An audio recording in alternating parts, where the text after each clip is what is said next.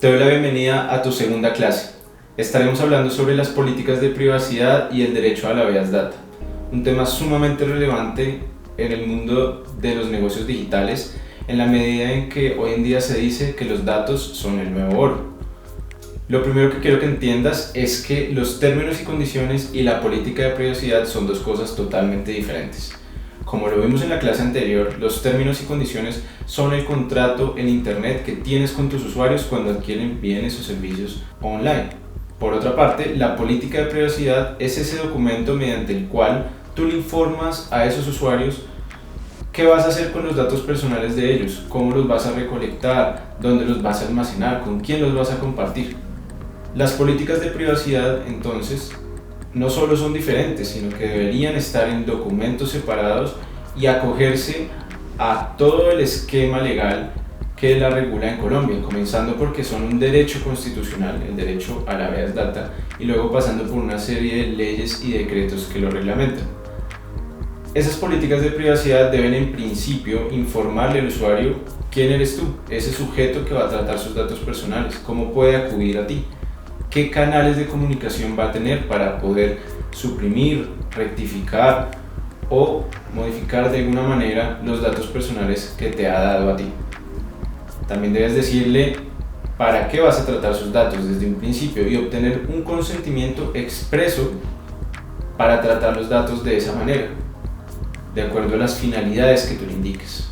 Si va a ser únicamente para proveerle ese bien o servicio, o si también para ofrecerle a través de mecanismos de marketing digital nuevos productos tuyos o de aliados, entre otros temas. Así que básicamente eso quiere decir que no puedes hacer lo que te dé la gana con los datos personales de tus usuarios, sean clientes o no. Pero para aterrizar un poco más esto, creo que es fundamental que primero entiendas qué es un dato personal. Y el dato personal es uno o varios datos que permiten identificar a una persona. Veámoslo con un ejemplo.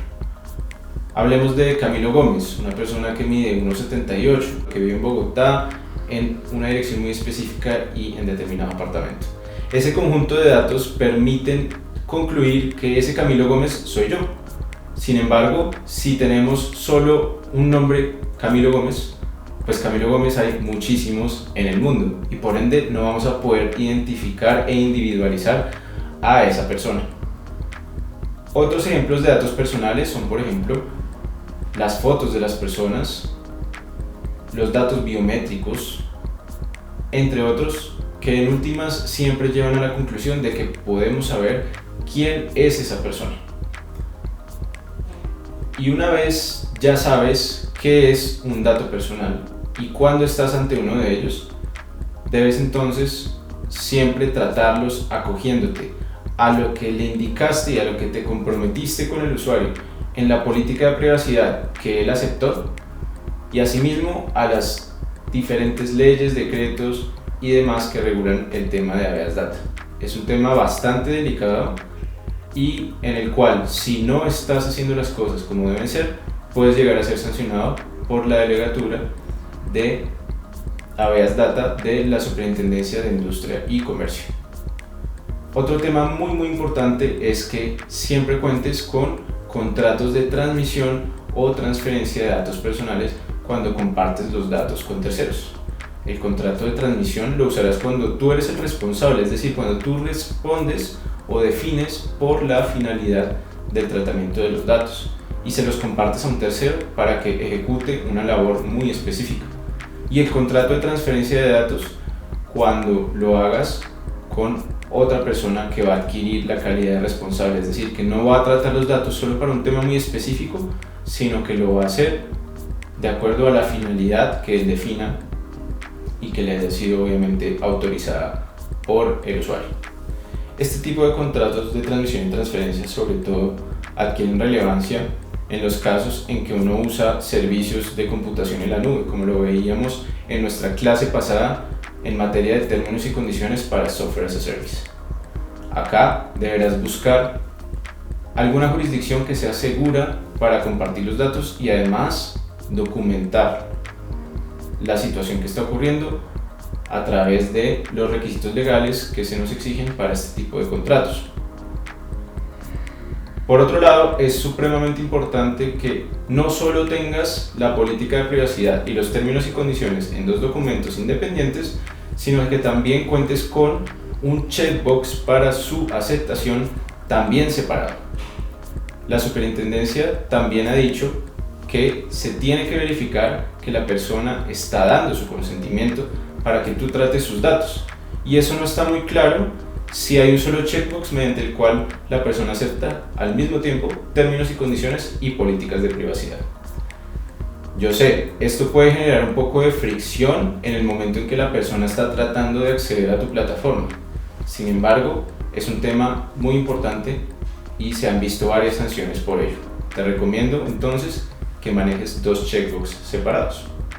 Por otro lado, deberías tener aún un checkbox adicional cuando estés tratando datos sensibles. Ya sabes que es un dato personal, pero los datos sensibles son aquellos datos mediante los cuales se puede llegar a discriminar a una persona.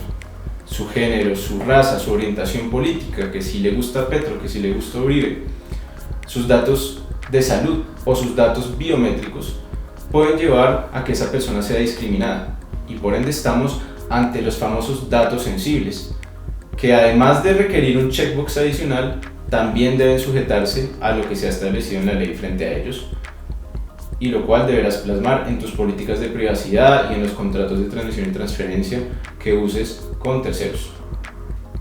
Pero los datos sensibles no son los únicos datos que son, entre comillas, diferentes a la regulación general que tienen los datos personales. También existen los datos especiales. Esos son los datos de los menores y adolescentes, frente a los cuales también la Superintendencia de Industria y Comercio ha establecido unas reglas que deben seguirse. Para ello, te vamos a dejar un link que lleva a la cartilla de la Superintendencia donde se explica cómo debes tratar estos datos. En conclusión, ya sabes cuál es la diferencia entre una política de privacidad y unos términos y condiciones. También qué es un dato personal y cómo identificarlo, así como los datos sensibles y los datos especiales. También conoces que tienes límites para hacer el tratamiento de los datos que recolectas de tus usuarios y que esos límites los estás llevando de las leyes y decretos que existen a la misma política de privacidad que le estás informando a tus usuarios. Nos vemos en la siguiente clase.